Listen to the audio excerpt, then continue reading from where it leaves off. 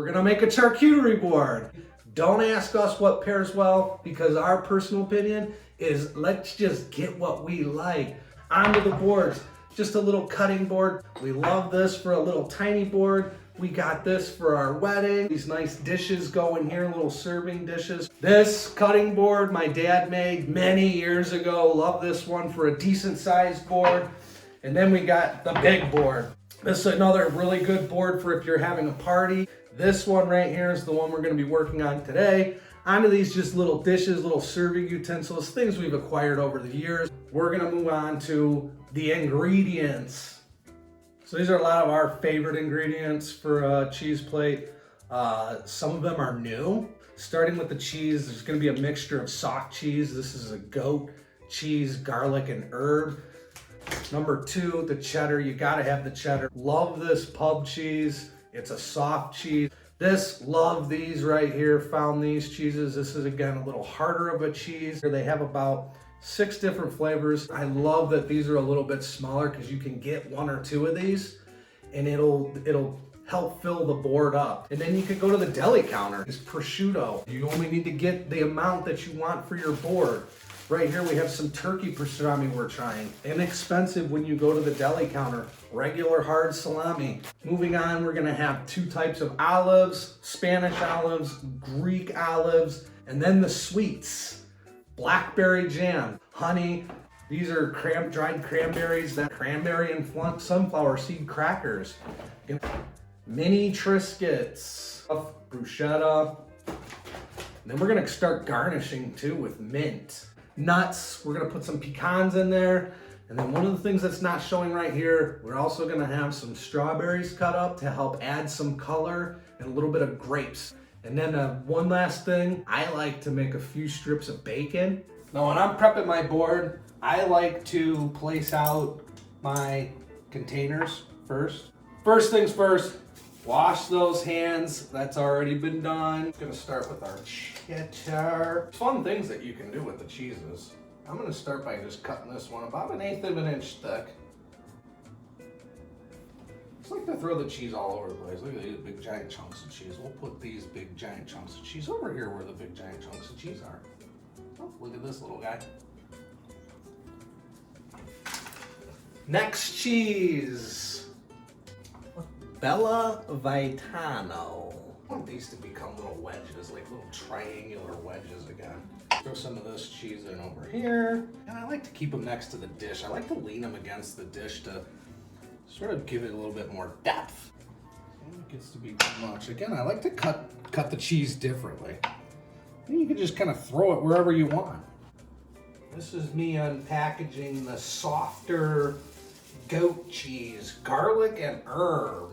So I think what I might do with this one, being such a soft cheese, I think I'm gonna like chunk this one into one of these dishes. Let's move on to the meats. Again, I am so excited to try these. These are like the perfect size. This one, the Belgian ale lemon zest. Wow. And I like to cut the ends off of my sausages and make like little cubes out of them. I'm probably gonna place these all along one section. Whole little spot right here. It's perfect, I like that. This is the bourbon and sour cherries. All right, I'm gonna finish the meat off with the prosciutto and the pastrami. I normally wouldn't have pastrami on this, but again, we wanna put what we like on a board, you know? These boards can get pricey pretty quick. We didn't get too crazy on the cheeses this time around. Well, this one I'm just gonna stack them. And plus this helps save real estate on the board too. Ah, one more meat, turkey pastrami. This is a pretty powerful tasting meat. Look at a lot of peppery on it. Roll them up sort of. And just folded in half. Maybe not rolled, folded in half. Kind of adds a little bit of depth to it. All right, I'm gonna finish the cheese off. I'm gonna get the pub cheese into one of these dishes. One more meat. These crispy pieces of bacon. I don't know, everyone likes bacon. Crackers, olives. You know what, let's do some olives. Let's get these little guys on there with some blackberry jam. All these in these little containers here.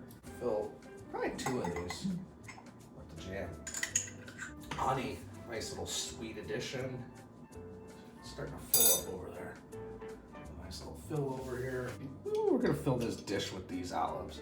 Sometimes I don't like to put the olives directly down because olives can be a pretty overbearing taste.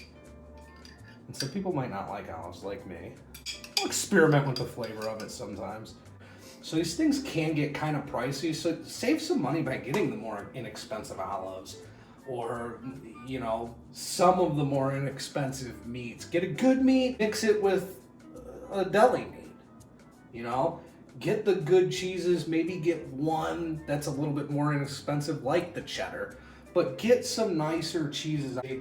This particular board right here, right around the $60 to $70 range. Let's get to some crackers. These are the new crackers. I haven't tried these yet.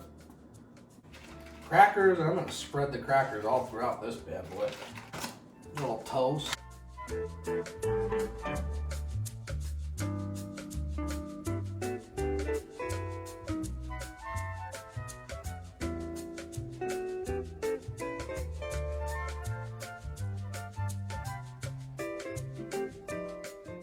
Ah, aren't the little mini Triscuits so cute?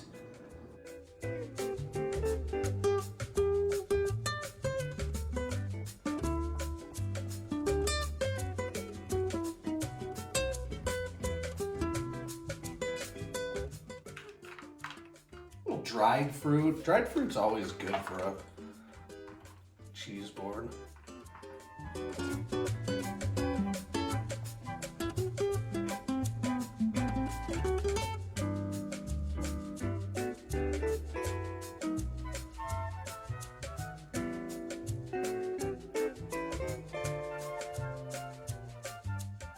What's next? Oh, a little bit of garnish. Mint. We're gonna do mint this time. But there's something to me that's so fun about just having one nice little vine at the end. It's a nice little green, nice little red. Ah, need some nuts. Check this out.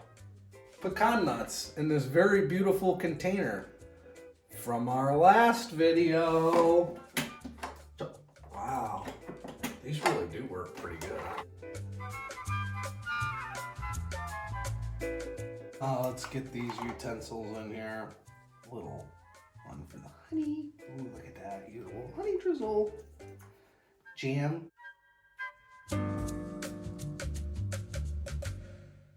We're done. We just need to transfer the board to our serving location.